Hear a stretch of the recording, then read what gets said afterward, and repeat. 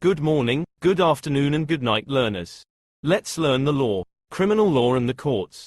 Unit 3 Legal Nuts and Bolts. Criminal law is one of many legal subject areas. The law you are studying in this module is the criminal law of England and Wales.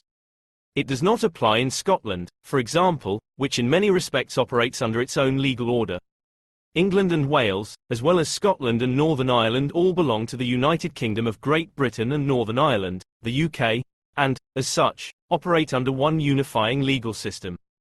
While Units 1 and 2 focused on providing an introduction to many aspects of criminal law and criminal justice, this unit will introduce the UK's legal systems and the many concepts structuring and governing the law within it. The unit will provide an overview of the legal system as a whole, covering its specifics as a common law system. It will show the limits of the UK's unified approach by introducing devolution. This unit will present sources of law including the UK Parliament as sovereign primary legislator. Within that introduction, it will explain concepts like sovereignty and the rule of law. The UK legal system. Criminal law and the criminal justice system are situated within the UK legal system and are governed by the law of England and Wales. This section will explain what that means in detail. It will introduce the structure of the UK and how this relates to the law. This section will then demonstrate the UK's very particular form of legal system by showing its adversarial and common law features. The UK Parliament and its functionality will be introduced before showing how human rights are relevant throughout the legal system as a whole. Lastly, this section will relate all these aspects to the wider purpose and aim of this module. The UK legal system encompasses different smaller entities, each applying different law. The study in this module, and other modules in the LLB degree, will only focus on the law of England and Wales. There are many layers within the UK's legal system, which have all developed over centuries. Adversarial. The adversarial legal system stands in contrast to the inquisitorial legal system that operates in most countries. France and Germany, for example, operate within the inquisitorial system where the judge is involved in examining witnesses and finding evidence. They will actively question either side and investigate the case beyond what is presented to them by the parties. England and Wales, as well as the other nations of the UK, operate an adversarial system of justice. This means that the prosecution and defence are pitted against one another with the judge acting as an umpire. In such circumstances, a search for the truth is played out on the basis of the factual evidence and legal arguments presented by the parties who will be portraying their own side of the truth, the reality of which may exist somewhere in between. Common law. Another feature of the UK's legal system is that it applies common law. Again, this differentiates it from other European legal orders, which mostly apply codified law. A system that uses codified law relies on legislation as the main source of legal principles. These systems will have a codified, written constitution, and the criminal law is governed by a criminal code. Such a code outlines the country's criminal law as a list of statements of law, encompassing the whole area of law. The common law system relies on legislation, case law and, importantly, the principle of precedent, which this section will explore. Criminal law is therefore based on a mix of common law, and legislation and codes, statutory law. The law of England and Wales was not always unified as a common law, as, historically, very different concepts of law and rules applied in the different regions. The law was influenced by invaders who brought in their understanding of law, and for a time, Dane law, Mercian law and Wessex law all applied in parallel in different areas of England and Wales. The roots of the common law can be traced back to William the Conqueror and his invasion of England in 1066. History and meaning of common law. William the Conqueror invaded England from Normandy in 1066. He realized that it would be easier to control the country if he also controlled the legal system. He imposed his authority by traveling around the country accompanied by his court, listening to and then ruling upon his subjects' grievances. The king would literally sit on a bench to hear these cases, which is why the most important court became known as the Court of King's Bench. This name is still used today, although it is currently called the Queen's Bench. Later monarchs were less conscientious, and this role was gradually delegated to justices, who held assizes, sittings, of the royal courts. There was no unified or national set of laws. Local customs were applied. The local sheriff and later justices of the peace would deal with less serious offences. The king's courts gradually achieved ascendancy over local courts as the preferred forum for resolving disputes, when litigants, the parties, had a choice. The system was formalized under Henry II, 1154–89. Henry divided the country into circuits, or areas for the judges to visit on a regular basis. Judges as a group began to adopt the best of the local customs, and eventually a common law emerged. This system of circuit judges from the King's Bench and the Assizes was not abolished until 1971, and a version of this system still exists in the US. The rule of law was so well entrenched by Henry's reign that, when he was accused of ordering the death of his Archbishop of Canterbury, Thomas Becket, the king accepted the punishment of a public whipping. Respect for the rule of law required some consistency, and the common law gradually coalesced into a body of binding case law. This doctrine of stare decisis, which means standing by previous decisions, still exists. A common law jurisdiction has a system of binding judicial precedent which generates a body of case law. Examples are England, Wales, the US, Australia, and others in the same tradition. In these jurisdictions, legislation is not the only source of law. Principles of law stated in some courts will bind many later judges. Legislation grows organically to meet demands and deal with problems as they arise, so in a given area there may be many relevant statutes. The rule of law. For the legal system to function properly and apply in the same way to everyone subject to the law, a range of legal principles are in place. One of these principles is the rule of law. Common law, as suggested in the reading in Box 1, is reliant on a strong application of the rule of law. While the concept of the rule of law dates to the roots of the development of the common law, legal scholar and philosopher A. V. Dicey set out the three essential elements for the rule of law in 1885. The rule of law. The state's power must be controlled by the law. The law sets limits on what the state can or cannot do. No person is above the law. Every individual, regardless of their position, is subject to it. The law applies to everyone in the same way regardless of their social, economic or political status. General constitutional principles are established by case law. These three criteria do not characterize the rule of law fully but relate to the core of the principle. The rule of law is relevant to all areas of law, not just criminal law, and will appear in different contexts throughout the study of law. It is a core feature of the common law and ensures its functionality. The principle of equality of arms in a trial is one example of how the rule of law is visible within the criminal justice system. The prosecution and the defense are to be treated in a manner ensuring that they have an equal opportunity to make their case. This means equal access to evidence as well as examination of witnesses. While the rule of law is a vital principle in legal systems around the globe, A. V. Dicey's views need to be put in context. The publication we still refer to today when outlining principles of UK law dates to the Victorian era when the British Empire was at its strongest. Dicey's views are, therefore, strongly entangled with an English-centric view of the world and are influenced by imperial rule. Personally, he was also strongly opposed to women's suffrage, the movement that fought for women to have a vote in elections, which puts his proposed equality under the rule of law in perspective. It shows how the concept of the rule of law has outgrown Dicey's definition and society understands it differently today than it did in 1885. The concept is likely to continue to develop and change with society and our understanding of law. Sources of law. While the UK legal system relies on common law, other sources of law are equally relevant. This section will introduce the UK Parliament as a source of law, as well as common law and the European Convention for the Protection of Human Rights and Fundamental Freedoms, ECHR. It will not introduce derived European Union, EU, law in detail, but it is important to keep the following in mind. The UK and the EU. The UK used to be a member of the EU, making EU law one of the sources of law in England and Wales. On the 31st of January 2020, the UK left the EU, meaning it has withdrawn as a member state. It will now depend on the UK government and UK Parliament to determine which EU laws will be retained in UK law and which will not.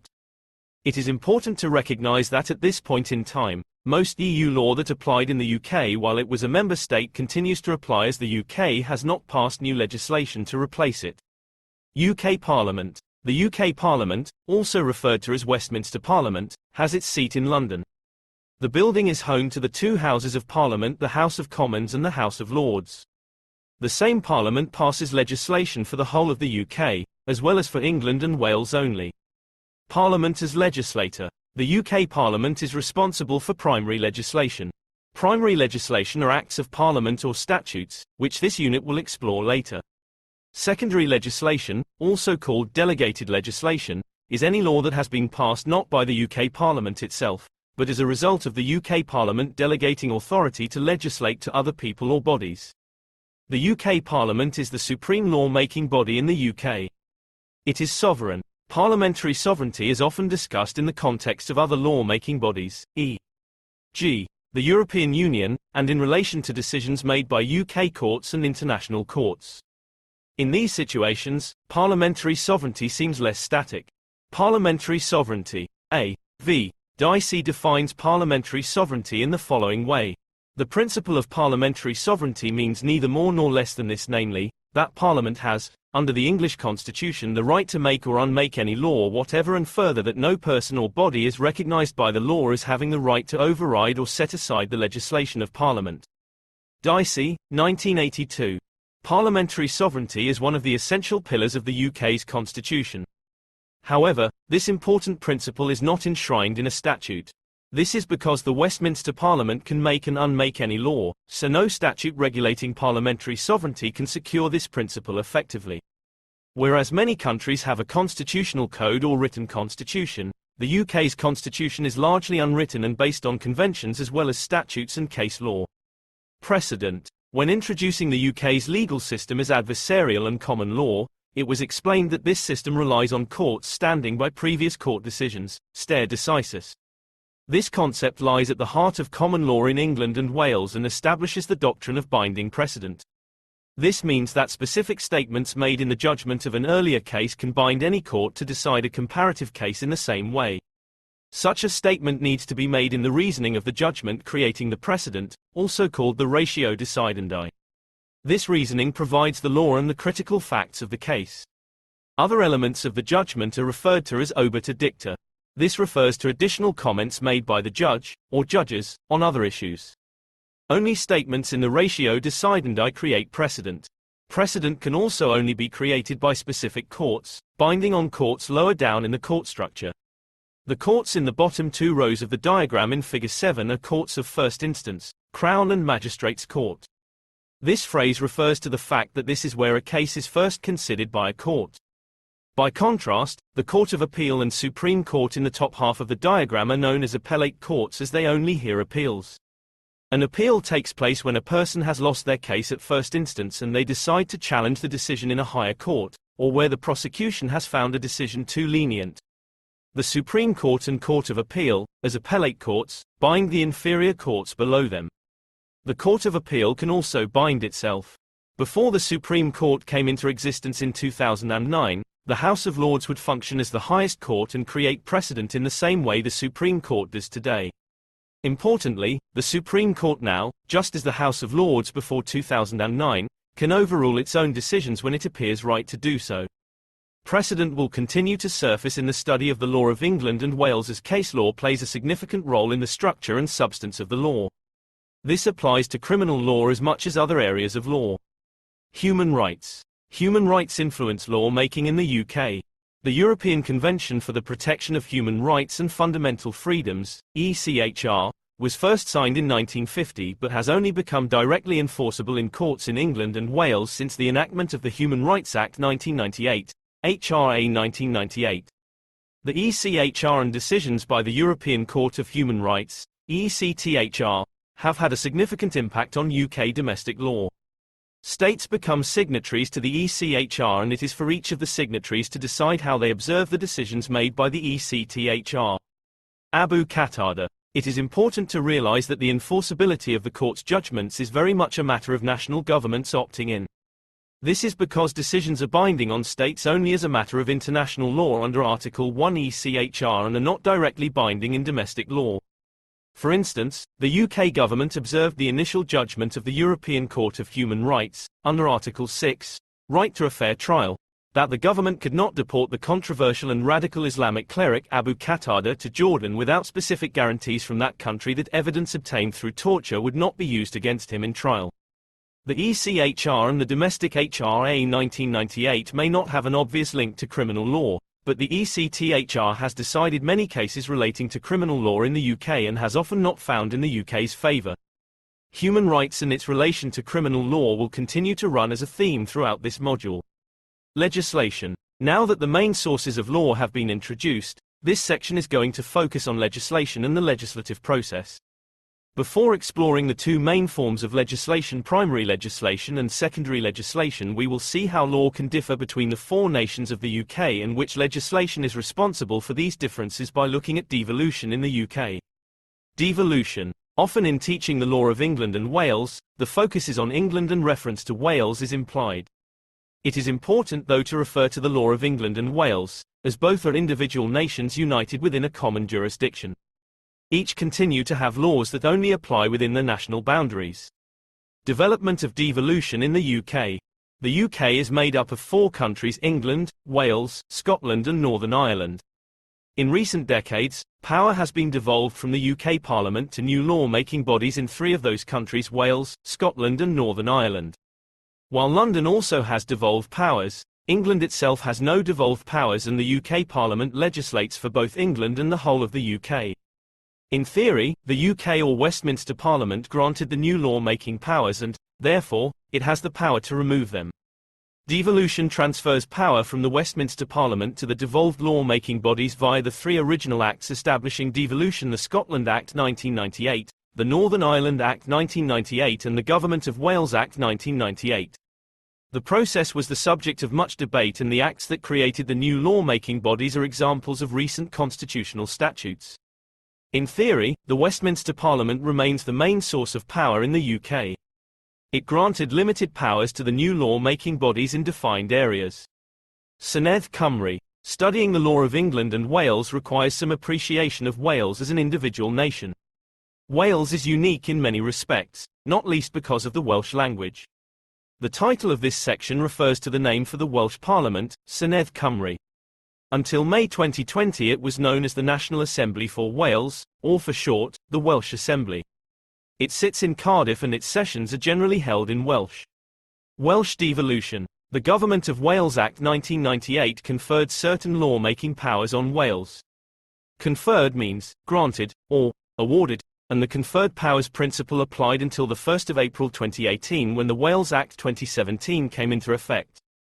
The Wales Act 2017 introduced the reserved powers model, allowing Senedd Cymru to pass legislation in all matters not reserved to the UK Parliament. The list of reserved matters includes areas such as currency, immigration, criminal records and the legal profession. In comparison, devolution in Scotland has followed the reserved powers model since the Scotland Act 1998. Devolution in Scotland and Northern Ireland differs from the devolution agreement with Wales. Scotland, for example, operates a different legal system to that which applies in England and Wales. Devolution and its consequences are often looked at solely as the UK sharing power out. The differences between the four nations, Northern Ireland, Scotland, Wales and England, goes a lot deeper, affecting society and culture across all four nations. Which aspects of devolution can you notice in the news and your day-to-day life? Primary legislation. This unit has so far explored the big picture. It looked at the context of criminal law in the legal system and law of England and Wales. It introduced constitutional topics, such as devolution, and the different sources of law. This section will now start to zoom in a bit more and focus on specific types of law, starting with statutes. Primary legislation is passed in the form of statutes enacted by Parliament. In order to become a binding act of law, statutes must pass through a distinct process and be scrutinized in various ways. This section is going to explore the path primary legislation takes through Parliament to become binding law. It will then examine an example of a criminal statute in detail, looking at its structure. From Green Paper to Act. Parliament consists of three components: the House of Commons, the House of Lords and the Monarch. All three are involved in passing primary legislation. Legislation can have several starting points even inside Parliament. One way is the introduction of legislation by the government through a Green Paper. Government-introduced legislation. A government Green Paper is a consultation document. It will address an issue with a view to possible reform, inviting responses from interested parties to the relevant government department. A White Paper will then follow.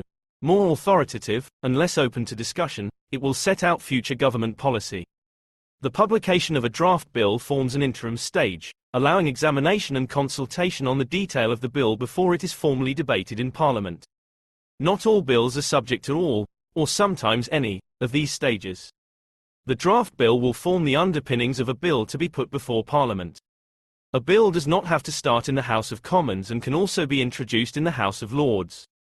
The process it must go through, however, does mirror that of a bill introduced in the House of Commons. Reading statutes. Legislation is written in a very specific way, and reading statutes requires very distinct reading skills and practice. It can help to look at the structure of statutes first, as each will follow a very specific format. This format stays the same no matter what the statute is about, and understanding this structure can help to work through them.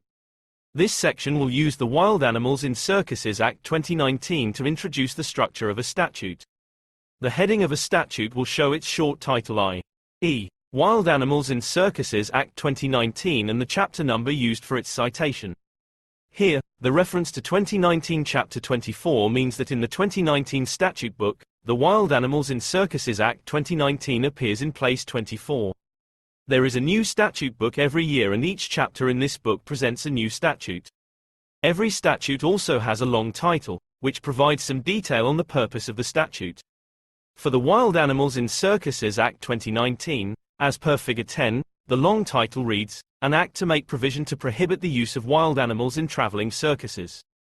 The date shown in brackets right underneath the long title on the right-hand side is the date of royal assent.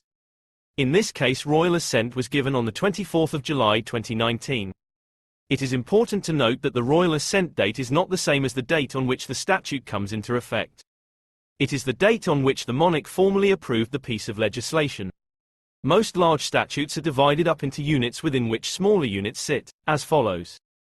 Part. This is the largest unit, each dealing with a different aspect in the Act.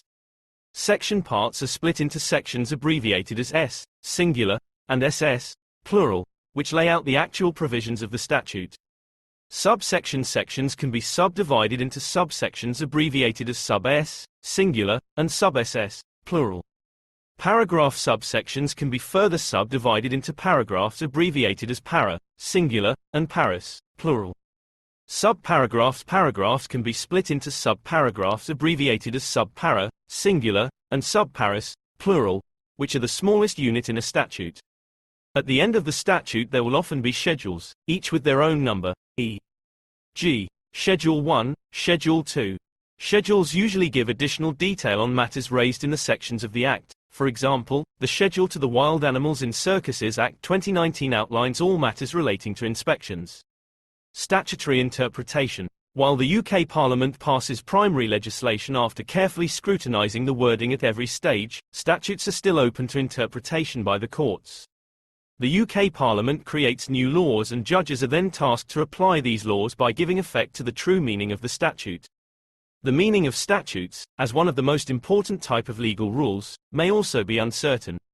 Where the meaning of a statute is not obvious, the judge or lawyer needs to interpret it. The courts have interpreted statutes in a variety of ways, and there is no obvious way to predict a court's approach. There are many reasons why a statute may not read as clearly as intended. For example, the statute may have been subject to a series of amendments during its passage through Parliament, so it may not be as clear or as logical as it was when it was first drafted. The number of bills passing through Parliament has increased greatly, so there is less time for parliamentary scrutiny and more chance of error and lack of clarity occurring. Language has a degree of inbuilt imprecision. Therefore, at times it will be open to different interpretations. Words may be ambiguous and have more than one meaning. For example, a. The meaning of a word varies depending on the context in which it is used. b. The meaning of a word may change over time. There can be unforeseen events and developments. Words in a statute are phrased in a broad and general way, but then need to be applied by the courts to the specific situation before them. It is not possible to envisage every situation in which the words of a statute may be applied. Rules of interpretation. Historically, judges placed a lot of emphasis on certainty when interpreting statutes. It was considered important for the meaning of a statute to be clear from a simple reading of it, without any knowledge of the background and debates that led to it being implemented. As a result, judges liked to interpret statutes literally, referred to as literal rule. However, a literal interpretation can sometimes produce unwanted outcomes. Judges have tried to avoid these while trying to keep statutes clear to readers. One approach is to apply what some call the golden rule. This is where the judges do not apply a literal interpretation if that would produce absurd consequences. This is illustrated by the case of Rhys Sigsworth. 3. In that case, a woman was murdered by her son. The victim had not written a will, and the literal words of the relevant statute said that in that situation her next of kin, here her murderous son, would inherit her estate. The court refused to apply the literal meaning of the statute because they thought it repugnant if the son inherited. The mischief approach is another method of avoiding unintended consequences of interpreting statutes too literally. This was explained in Hayden's case. 4. At that time, most law was common law made by judges, and statutes tended only to resolve problems, referred to as mischiefs, with the common law. In those days, the problem or mischief that the statute was trying to fix was stated in the preamble to the statute. Therefore, just like with the literal approach and golden rule, judges or the public did not need to look beyond the words of the statute to understand what it meant. Courts have very slowly become more prepared to use additional information to work out what the purpose of the legislation was. This is being referred to as the purposive approach. For example, in Corkery v. Carpenter, the High Court ruled that a bicycle was a carriage, within the meaning of the Licensing Act 1872. 5. While this does not seem to be the most obvious meaning of the word, the court looked at the purpose of a particular section of the Licensing Act 1872 and found that as it was passed to preserve public order and protect the public, bicycles would fall within the meaning of the act. This is the purposive approach. There are a variety of other means of interpreting legislation, but the most important now is probably the approach introduced by the Human Rights Act 1998, HRA 1998. Section 3(1) of the HRA 1998 requires a court to interpret legislation in accordance with human rights, so far as it is possible to do so. As the words suggest, this obliges a court to flex the meaning of words as necessary to protect human rights. In the case of RVA, complainant's sexual history, number 2. The statute stated clearly that in a rape case a complainant's sexual history could not be used as evidence unless the court gave permission. The defendant argued that he would only have a fair trial if he was allowed to introduce evidence of the complainant's sexual history. Even though the statute seemed clear, the House of Lords interpreted it in the defendant's favor by assuming that Parliament must not have intended to deny an accused the human right to put forward a full defense. The rules of statutory interpretation only become meaningful when their impact is visualized through an example scenario. The application of these rules of interpretation will be apparent in this module. Spending time thinking about these rules now will make it easier to follow the reasoning of judges and the way case law has shaped and continues to shape the law of England and Wales. Delegated legislation. Secondary legislation is mostly referred to as delegated legislation. That is, Parliament delegates the power to legislate to other entities, which can then legislate on behalf of Parliament. Most of UK law is made through delegated legislation.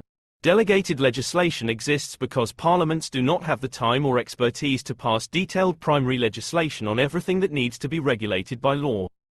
Delegated legislation is regarded as having the authority of Parliament because it is made under powers delegated by Parliament. This means that it has the same legal force as its parent act. Examples of delegated legislation are statutory instruments, SI, and bylaws, also referred to as bylaws. These impact everyday life so frequently that they are hardly noticeable. Libraries will issue bylaws to outline rules applicable within their buildings, for example. SI play a much more noticeable role in lawmaking, politics and society generally. Statistically, they outnumber primary legislation. In 2020, only 29 Acts of Parliament were created in comparison to 1276 SI. As an example, the coronavirus pandemic led to a series of SI being used in response to power delegated by, for example, the Coronavirus Act 2020. These SI outline travel restrictions, lockdowns, employment and support allowances, and changes to statutory sick pay. These SI ensured that the delegating primary legislation in the Coronavirus Act 2020 were given effect. There are other examples of SI, and as you continue your study, you will come across them often. Who is making it work? Many individual roles and bodies ensure that the law of England and Wales and the legal system function. There are the judges, solicitors and barristers, the police, magistrates, the jury, as well as the Ministry of Justice, the Lord Chancellor and the Crown Prosecution Service. This module will refer to many of these throughout. Unit 1 clarified some myths regarding the police, the jury and magistrates. Unit 2 introduced the prosecution and courts. This section is going to focus a bit more on the role of judges and the jury as part of the common law legal system, which operates in England and Wales. Judges. Common law strongly features a reliance on case law and less so on written legislation. Judges, therefore, play a key role in the legal system. Their role in trial, however, is that of an arbiter and not that of a litigator. It means that the parties involved in criminal law, the prosecution and the defense, lead the process of litigation. The two sides are responsible for collecting and presenting evidence and for their opposing arguments. They will also cross-examine any witnesses. Depending on the nature of the trial, the judge or jury will then reach a decision. The judge will give a judgment entirely based on the arguments put before them by the parties involved. Jury. The jury is thought to lie at the heart of the common law trial and often expected to be involved in all cases. Unit 1 clarified these myths. Statistically, a trial by jury is a rare occasion. By far the majority of criminal cases are dealt with in the magistrate's court without a jury because of the nature of those cases that go to court. The jury consists of 12 people who are randomly chosen for jury service from the electoral register. Trial by jury. Jury trial is based on the premise that everyone should have the right to be tried by their peers, rather than a judge who, the theory goes, may have a bias towards the establishment. The jury system has been a valued aspect of the English legal system since the 12th century, and was an important part of Magna Carta in 1215. An alternative to juries was trial by ordeal. For instance, the defendant would be thrown into the water, often attached to millstones, and if she was guilty, she would sink. If God saw fit to spare the defendant, she was innocent. The law of England and the laws of physics worked together to produce justice. The jury system became subject to abuse as monarchs reasserted their power. Juries were often composed of placemen or were threatened into agreeing the desired result.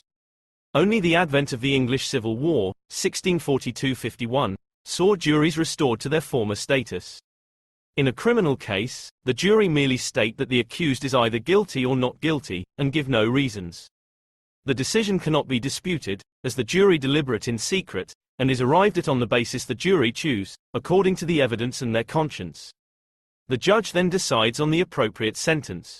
To ensure a defendant is tried by their peers, the jury needs to be representative of society. Jury selection is, therefore, key. The way jurors are selected and who can be a juror has changed over the years and continues to be the subject of debate and criticism. Since 1981, random juror selection has been computerized. Before then, jurors were randomly selected by hand from the electoral register. Before 1972, jurors were drawn only from those who owned property of a prescribed rateable value, which ensured that juries were predominantly male, middle-aged, middle-minded and middle-class. Research has shown that there have been profound changes in the composition of juries since 1972. They have become much younger and less middle class. However, there still appears to be an underrepresentation of women and ethnic minorities. Given that previous convictions and being of a certain age are criteria that disqualify individuals from serving on a jury, can a jury ever be an accurate representation of society? The system of jury selection has improved with computerization, but, even then, the focus on the electoral register ignores those members of the public that are not registered to vote. These are just thoughts meant to encourage you to start thinking critically of existing structures in the criminal justice system. Is it working? The criminal justice system is reliant on individual actors to make it work. For years it has been significantly impacted by budget cuts and reform attempts aiming to make it run more efficiently. All those involved are impacted by these processes, so it is worth asking, is the criminal justice system working? Campaigning for change. The law and the criminal justice system are subject to constant reform. This is because both are human-made and never perfect. Societies also develop and so do their needs for specific regulation. The Law Commission is one of the bodies entrusted to review the law's need for reform. This independent body has three aims: to ensure that the law is as fair, modern, simple and as cost-effective as possible. To conduct research and consultations in order to make systematic recommendations for consideration by Parliament, and to codify the law, eliminate anomalies, repeal obsolete and unnecessary enactments and reduce the number of separate statutes. Some ideas for new legislation originate from the Law Commission, which was created by the Law Commissions Act 1965 for the purpose of monitoring and reviewing the law of England and Wales. It aims to ensure that the law is fair, cost-effective, simple and up-to-date. It seeks views and advice via consultations, then produces documents known as command papers which outline the current law, identify perceived problems with the law, and make recommendations. The Law Commission may also produce draft legislation for Parliament to consider. The public can inform and drive reform through campaigning for change. There have been several successful campaigns that led to changes to the criminal law, one of the most recent being the campaign by Gina Martin to make upskirting a criminal offence. Summary. This unit provided you with a broad overview of a series of legal concepts, principles and structures all relating to the UK legal system in general and the law of England and Wales in particular. Many of these concepts apply beyond criminal law and the criminal justice system, but have been contextualized in this way to help you see their direct relevance to your study of this module. This unit has also helped you focus on 3 particular skills: reading, note-taking and summary writing. You will continue to practice and build upon these throughout this module. Lastly, you have been presented with some challenges of the UK's legal system and the criminal justice system, and were invited to start thinking more critically about the law as it stands. It is important to keep in mind throughout your studies that law and our perception of it constantly changes. Rules that were fit for purpose for a long time may have lost their relevance as society has changed and developed. The next unit will challenge your perception of law further by engaging you in detail with the Sally Challen case. You should now be able to recognize the sources of law in the UK legal system supported by some awareness of the devolved legislatures in Scotland, Northern Ireland and Wales. Recognize the principles of parliamentary sovereignty and the rule of law. Recognize the main features of a common law legal system. Recognize some issues in the criminal justice system. Recognize legal principles and authority. Work with a range of texts. Draft short summaries. Please like, comment and subscribe.